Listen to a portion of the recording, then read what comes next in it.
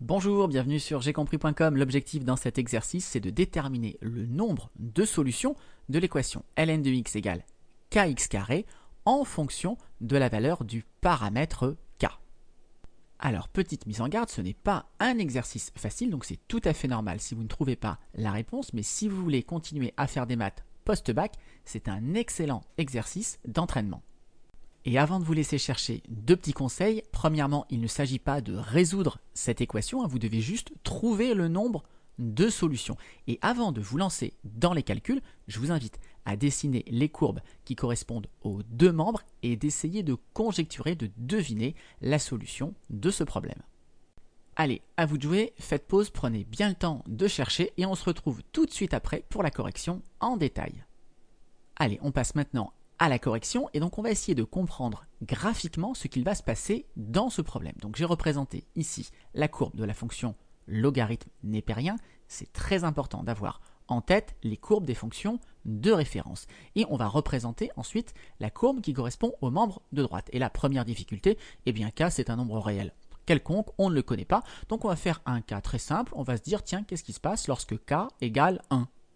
Donc j'ai tracé y égale x carré, et ce qu'il faut bien comprendre maintenant, c'est se demander si cette équation a des solutions, c'est tout simplement se poser la question, est-ce que mes deux courbes se croisent? Les solutions de cette équation, ce seront les abscisses x des points d'intersection. Et là, vous voyez bien qu'il n'y a pas de point d'intersection. Donc pour k égale 1, il n'y a pas de solution à mon équation E. En revanche, si on diminue maintenant la valeur de k, on peut s'attendre à ce que la parabole, elle soit un peu plus évasé. Et à ce moment-là, eh bien, il y a peut-être des chances que ma parabole coupe la courbe. Et a priori, on va avoir deux points d'intersection dans ce cas de figure. Et puis, il ne faudra pas oublier que k, il peut être également négatif. Et donc, on aura à ce moment-là une parabole tournée dans l'autre sens. Et à ce moment-là, il n'y aura qu'une seule solution, un seul point d'intersection entre mes deux courbes. Donc là, on commence vraiment à comprendre ce qu'il se passe. Allez, pour bien visualiser tout ça, je vous propose la petite animation GeoGebra suivante. Donc je vous ai mis en rouge la courbe du logarithme népérien, ici la courbe d'équation y égale kx carré, et on va démarrer avec une valeur de k strictement négative. Et là, vous voyez qu'il y a un seul point d'intersection, il y aura une solution. Et ça va rester valable tant que k va être négatif. Et notez que ça va être la même chose, même pour k égale 0. En revanche, dès que k va être strictement positif, vous voyez qu'on va récupérer deux points d'intersection, donc il y aura deux solutions. Et ça va rester valable tant que k ne va pas être trop grand. Et puis, regardez, à un moment donné, on peut même penser qu'il ne va pas y avoir deux solutions, mais une seule solution. Les deux courbes vont juste être tangentes. Et puis ensuite, dès que k aura dépassé une certaine limite, donc là, vous voyez, ça se joue aux alentours de 0,19, eh bien, il y aura ensuite 0 solution. Donc, je vous ai résumé ici notre conjecture. J'ai appelé A la valeur de k où les deux courbes allaient être tangentes, donc ce qui allait marquer la frontière entre les trois cas de figure ici. Et donc, retenez bien que rien qu'en faisant des dessins, eh bien, on a déjà une idée assez précise de ce qu'on doit démontrer. Alors, comment va-t-on procéder? Eh bien, la méthode pour déterminer le nombre de solutions d'une équation quelconque que vous ne savez pas résoudre algébriquement, comme celle-ci, une équation avec du ln de x et du x, on ne sait pas faire avec juste du calcul, trouver les valeurs exactes. Donc, qu'est-ce qu'on va faire? On va se ramener à une équation équivalente avec un second membre nul. On va appeler f de x ici le premier membre et on va étudier les variations de f. Pourquoi? Parce que maintenant, le problème, ça revient à chercher quand est-ce que f s'annule. Et si je fais un tableau de variation et que j'utilise intelligemment le théorème des valeurs intermédiaires, eh bien je vais pouvoir deviner combien de fois f s'annule.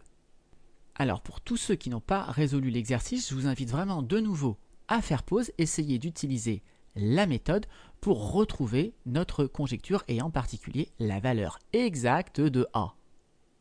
Allez, on y va pour l'étape 1, donc on va appeler f de x la différence entre les deux membres. Donc je pose f de x égale ln de x moins k fois x carré avec k, un réel, quelconque. Remarque importante, et ça doit être un réflexe dès que vous avez une équation, où peuvent se trouver les solutions. Ici, pour que cette égalité et un sens, eh bien forcément x doit être strictement positif puisque vous avez du ln de x. Et donc à l'étape 2, les variations de f, on va étudier f donc sur l'intervalle 0 plus l'infini, 0 exclu. Pour étudier les variations d'une fonction, eh bien on va dériver cette fonction. Cette fonction c'est une somme, une différence comme vous voulez de deux fonctions dérivables, donc pas de problème, allons-y pour le calcul de f' de x. Pour dériver une somme de deux fonctions, eh bien on fait la somme des dérivées, donc ln de x, je dérive, ça va donner 1 sur x, la dérivée de x carré c'est 2x, donc la dérivée de moins kx carré c'est moins 2kx. Et comme je veux étudier le signe de ma dérivée, c'est le signe de ma dérivée qui va me renseigner sur les variations, et que là j'ai une différence, eh bien je vais tout mettre sous un seul quotient. Et donc ici, on va multiplier le deuxième terme par x en haut et en bas. Donc je vais récupérer le même dénominateur et les numérateurs, ça va me donner donc 1 moins 2k et x fois x, x carré, donc 1 moins 2k x carré. Alors maintenant, pour étudier le signe de ce quotient, eh bien le dénominateur il est toujours strictement positif, donc on va juste regarder le signe du numérateur. Et là, il va falloir commencer à discuter de la valeur de k. Parce que quand k déjà est négatif, eh bien on a un numérateur qui est toujours strictement positif. Pourquoi? Eh bien si vous prenez par exemple k égale moins 3, 1 moins 2kx carré, k c'est moins 3, donc ça va vous faire 1 moins 6 fois x carré, donc ça va faire 1 plus 6x carré. Et ça, il est clair que cette quantité, elle est toujours strictement positive. On a une somme de deux nombres strictement positifs, donc c'est toujours strictement positif. Donc on va commencer par rédiger ce premier cas de figure. Donc je précise que je traite le cas où k est négatif, donc on a vu que f' de x était strictement positif, donc ma fonction f, elle est strictement croissante sur l'intervalle 0 plus l'infini. Alors je ne perds pas de vue que moi je veux démontrer que ici, l'équation, elle n'a qu'une seule solution. C'est-à-dire, je dois démontrer que ma fonction f, elle ne s'annule qu'une seule fois. Et là, regardez, donc f, elle est strictement croissante. Je vais avoir envie d'utiliser le théorème des valeurs intermédiaires. Donc ce qu'il faut justifier maintenant, c'est que ma fonction f, elle passe de valeurs négatives à des valeurs positives. Et donc pour ça, on va regarder les limites en 0 et les limites en plus l'infini. À noter que j'ai mis double barre dans le tableau, f, elle n'est pas définie en 0. Donc lorsque x tend vers 0, eh bien vous devez bien avoir en tête que le logarithme il tend vers moins l'infini. Et le deuxième membre, eh bien quand x tend vers 0, tout ça, ça va tendre vers 0. Donc pas de problème ici, la limite c'est moins l'infini. On regarde ensuite ce qui se passe en plus l'infini. Donc lorsque x tend vers plus l'infini, ln de x tend aussi vers plus l'infini. X carré, il va tendre aussi vers plus l'infini. Alors là, ne vous faites pas piéger, hein. On n'est pas dans un cas de figure forme indéterminée, l'infini moins l'infini. Pourquoi? Parce que k, il est négatif. Donc votre moins k, ici, c'est un nombre positif. Donc on est sur une forme plus l'infini, plus quelque chose qui tend vers plus l'infini. Donc il n'y a pas de problème. La limite, c'est plus l'infini. Donc j'ai noté ici les limites, j'ai précisé ici comme il y avait une petite subtilité que j'ai rédigé la limite en plus l'infini et maintenant on peut conclure grâce au théorème des valeurs intermédiaires que ma fonction f ici, elle va s'annuler une fois. Elle est continue cette fonction f, hein, il faut bien le préciser. Pourquoi elle est continue? Parce qu'on a déjà justifié qu'elle était dérivable, donc elle est continue, elle passe de valeurs négatives à des valeurs positives, elle est strictement croissante, donc conclusion, et bien ici il existe une certaine valeur de x pour laquelle la fonction s'annule. Et donc comme f s'annule une fois, eh bien ça veut dire que mon équation E, elle a une solution. On vient de démontrer ici le premier point de notre conjecture. Donc c'est ce que je vous ai rédigé ici. Et maintenant, on va passer à la deuxième partie de la conjecture. On va traiter le cas où k est strictement positif. Alors, qu'est-ce qui change lorsque k est strictement positif? Eh bien, on va voir que le numérateur, maintenant, il va changer de signe dans ma fonction dérivée. Prenons un exemple pour bien voir ce qui se passe. Je vais faire k égale 2. Ma fonction dérivée, elle sera du même signe que le numérateur qui deviendra alors 1 moins 2k, ça fait 4, hein, donc 1 moins 4x2. Et là, vous voyez que 1 moins 4x2, au début, quand x est petit, ça va être positif. Et au fur et à mesure que x va augmenter, eh bien x au carré va augmenter et à un moment donné, ça va basculer dans les négatif. Alors quand est-ce que ça bascule? Eh bien il suffit de résoudre 1 moins 4x2 égale 0.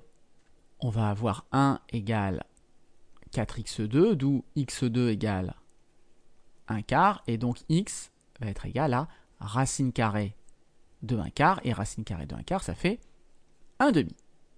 Alors, petite remarque, mais c'est une erreur très classique, x carré égale 1 quart, c'est équivalent à dire que x égale plus ou moins racine carrée de 1 quart. Mais ici, on travaille avec un x qui est positif.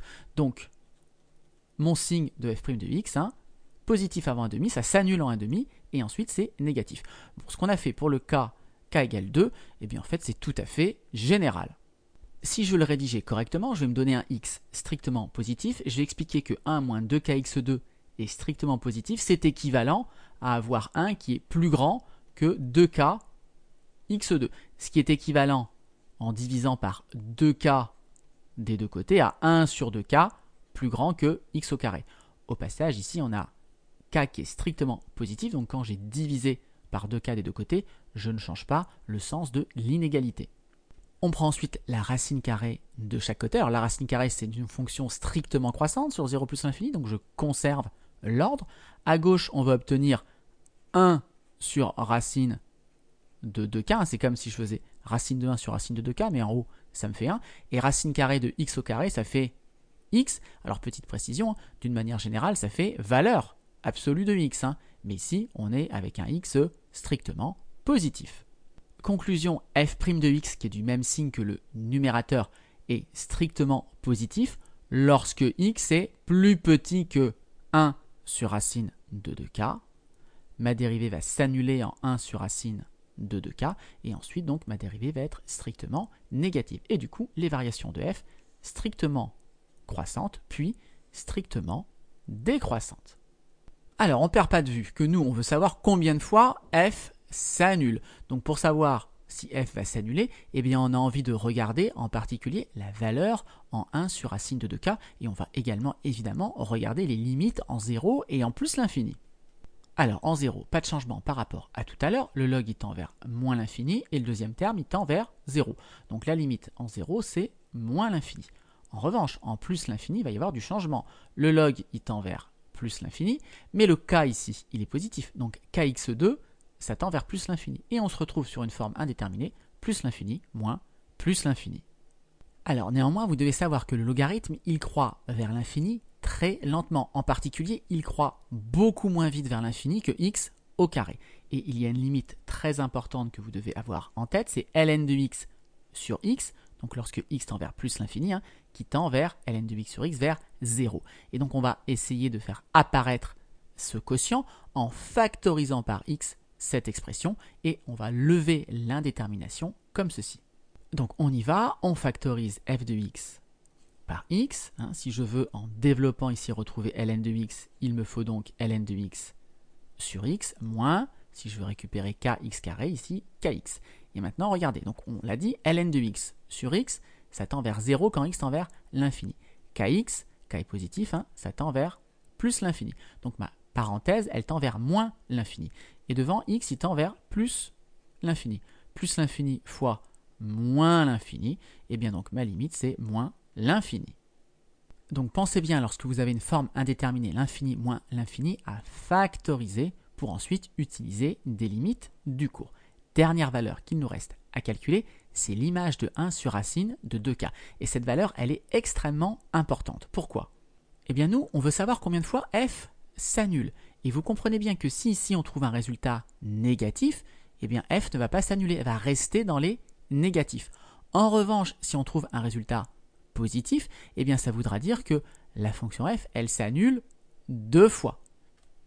Et enfin, si on trouve une image qui vaut 0, eh bien la fonction f, elle ne s'annulera qu'une fois. Et là, vous sentez qu'on va retrouver les 3 cas de figure différents. Donc on y va pour le calcul de f de 1 sur racine de 2k. Donc j'ai remplacé ici les x par 1 sur racine de 2k, et puis on va essayer un petit peu d'avancer dans le calcul. Alors regardez, ln de 1 sur quelque chose. Ça c'est un réflexe, quand vous avez du ln de 1 sur a, eh bien vous devez penser que c'est ln de a à la puissance moins 1, et donc les exposants ici, entre guillemets, on peut les passer devant, donc ça fait moins ln de a. Donc ça c'est une formule algébrique très importante. Donc là je vais écrire moins ln de racine de 2k. Ensuite, moins, alors tout ça au carré là, la racine va sauter, donc ça va nous donner 2k, et je vais pouvoir simplifier par k. Donc là, j'ai moins 1/2. Et là, j'ai encore une racine carrée. Donc la haute formule avec le log importante, ln de racine de a, ça fait ln de a à la puissance 1/2. Et encore une fois, l'exposant, je peux le sortir, et ça fait 1/2 de ln de a. Donc ça va me donner moins 1/2 de ln de 2k moins 1/2. Et comme on a dit qu'on était très intéressé par le signe de ce nombre, eh bien on va factoriser. Quand on veut avoir le signe d'une expression, c'est toujours mieux d'avoir un produit pour appliquer la règle des signes. Et là, je peux factoriser par moins 1/2. Et donc, je vais obtenir moins 1/2, facteur de ln de dk, plus 1. Donc, j'ai appelé m ici la valeur maximale de f, moins 1/2 facteur de ln de 2k plus 1. Et encore une fois, donc maintenant, on s'intéresse au signe de m. Donc on va par exemple regarder lorsque m est strictement positif. M strictement positif, qu'est-ce que ça veut dire? Eh bien comme j'ai un facteur ici strictement négatif, ça veut dire que l'autre facteur est aussi strictement négatif. Donc m strictement positif, c'est équivalent à ln de 2k plus 1 strictement négatif. Alors ici, moi ce qui m'intéresse, c'est k. Donc je vais essayer d'isoler dans un premier temps ln de 2k pour ensuite prendre l'exponentielle pour isoler donc le k. Donc ln de 2k est plus petit strictement que moins 1. Et donc là, pour faire sauter le ln, eh bien, je vais composer des deux côtés par la fonction exponentielle. Alors, deux remarques importantes. Lorsque je vais composer par la fonction exponentielle, elle est strictement croissante sur r. Donc le sens de l'inégalité ne change pas. Et donc quand je compose l'exponentielle avec le log, eh bien ça ne change pas. Donc ici à gauche, j'obtiens 2k et à droite, exponentielle de moins 1. Alors, exponentielle de moins 1, on peut le noter plus simplement 1 sur e. Et donc, moi, je veux juste k. Donc, je vais diviser par 2. Je vais multiplier par 1/2 des deux côtés. Donc, je vais avoir 1 sur e fois 1/2, c'est-à-dire 1 sur 2e. Donc, le maximum, il est strictement positif si et seulement si k est plus petit que 1 sur 2e. Et donc dire que le maximum est strictement positif, ça veut dire que ma fonction f s'annule deux fois et donc que mon équation e a deux solutions. Et donc là, on n'a qu'une envie, c'est de prendre la calculatrice pour vérifier que 1 sur 2e correspond bien à la valeur de a qu'on avait conjecturée sur GeoGebra. Et donc on a envie de trouver environ 0,19. Et bonne nouvelle, quand on regarde 1 sur 2e, on trouve environ 0,184. Donc c'est parfaitement cohérent avec l'observation qu'on avait faite sur GeoGebra.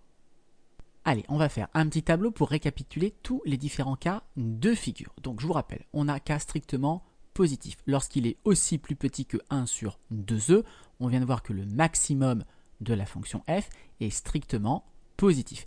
Et si on applique deux fois de suite le théorème des valeurs intermédiaires, une première fois sur cet intervalle où la fonction f elle est toujours continue, là elle est strictement croissante, elle passe des négatifs au positif, donc elle s'annule une fois, et idem sur le deuxième intervalle, elle est strictement décroissante, toujours continue, ça ne change pas du premier cas de figure qu'on avait vu au début de la vidéo, et bien donc elle va s'annuler exactement également une fois sur cet intervalle. Donc en tout, ma fonction f s'annule deux fois, donc l'équation E a deux solutions, ça correspond à ce cas de figure qu'on avait conjecturé.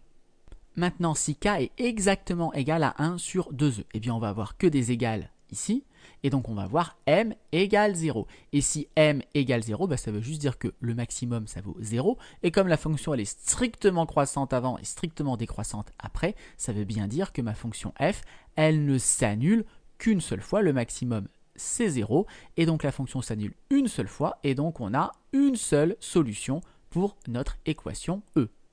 Ça correspond au second point de notre conjecture ici, et donc la valeur exacte de A, c'est 1 sur 2e.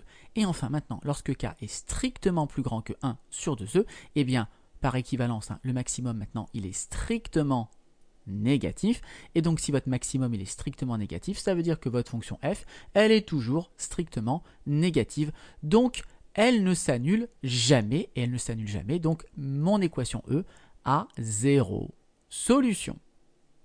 Donc j'ai rajouté un petit mot à la fin pour bien expliquer comment j'ai complété la dernière ligne du tableau. Donc le nombre de solutions de l'équation E, c'est le même que celui de l'équation f de x égale 0. C'est tout le principe de notre méthode. Et pour déterminer ce nombre de solutions, eh bien j'explique qu'on utilise le tableau de variation, éventuellement encore une fois le TVI lorsque le maximum est strictement positif.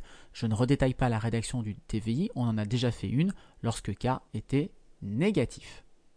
Voilà, c'est tout pour cette vidéo. Comme d'habitude, si vous l'avez appréciée, eh bien n'hésitez pas à la partager et à la liker.